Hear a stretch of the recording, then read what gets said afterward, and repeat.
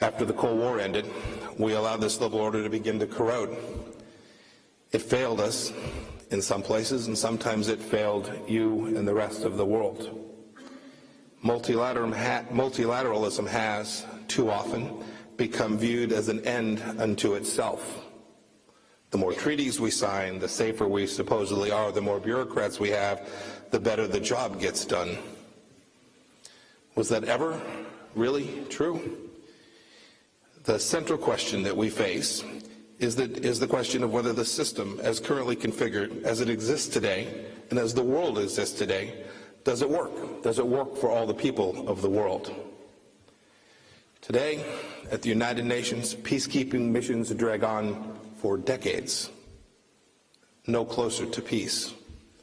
The UN's climate-related treaties are viewed by some nations as simply a vehicle to redistribute wealth. Anti-Israel bias has been institutionalized. Regional powers collude to vote the likes of Cuba and Venezuela onto the Human Rights Council. You know, the UN was founded as an organization that welcomed peace-loving nations. I asked today, does it continue to serve its mission faithfully? In the Western Hemisphere, has enough been done with the Organization of American States to promote its 4 pillars of democracy, human rights, security, and economic development in a region that includes the likes of Cuba, Venezuela, and Nicaragua? In Africa, does the African Union advance the mutual interests of its nation-state members?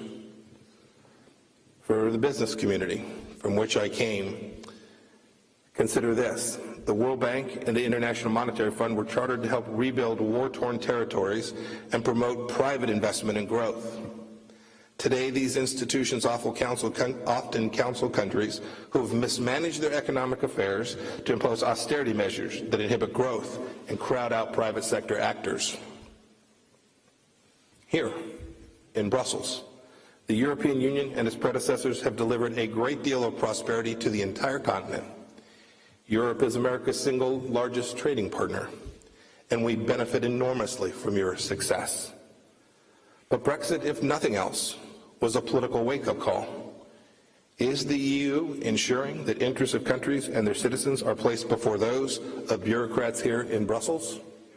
These are valid questions. This leads to my next point.